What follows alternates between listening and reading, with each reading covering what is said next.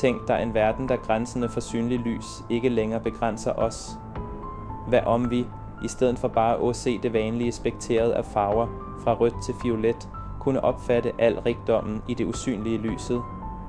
Infrarødt, ultraviolet, mikrobølger og til og med røntgenstråler.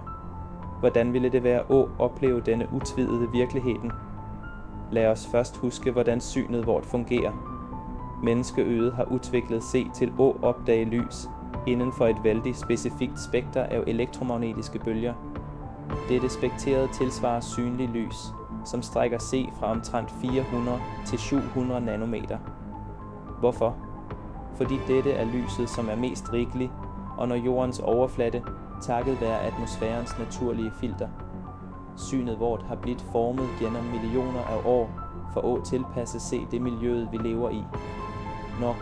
Forestil dig, at synssystemet vort gennemgår en transformation, et evolutionært sprang eller en teknologisk forbedring. Pludselig kan vi se infrarødt.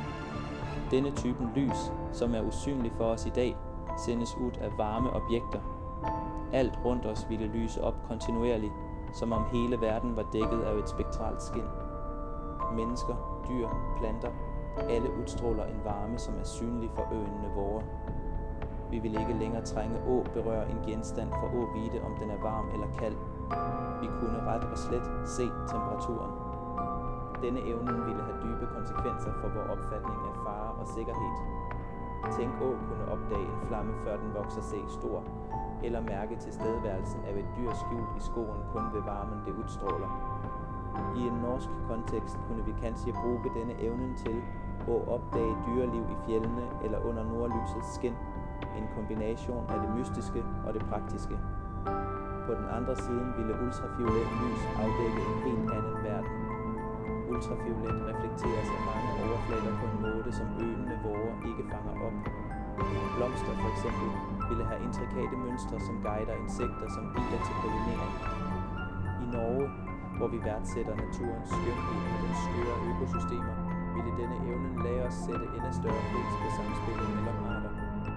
Pludselig ville den naturlige verden ikke bare virke vakker, den ville fremstå som et mesterværk af bioingeniørkunst.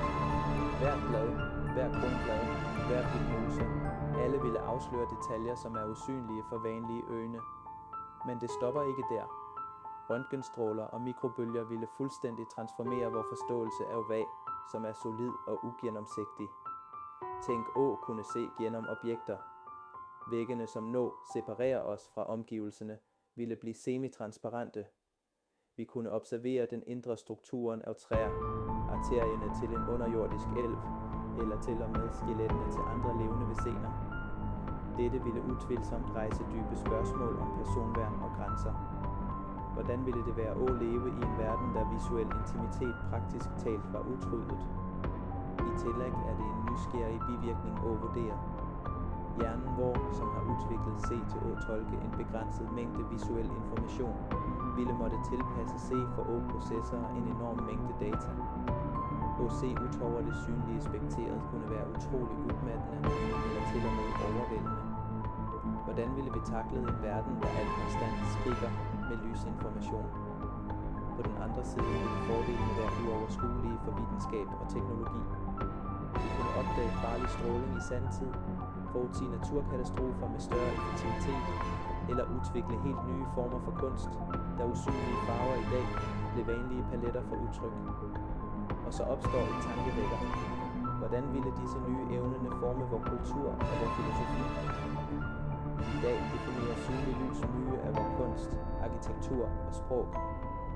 Hvis vi kunne se verden i skalaer af temperatur, tæthed eller energi, ville vi fortsat beskrive skønheden af en solnedgang på samme måde, eller ville det være noget helt nyt, noget vore nåværende ord ikke engang kan fange op?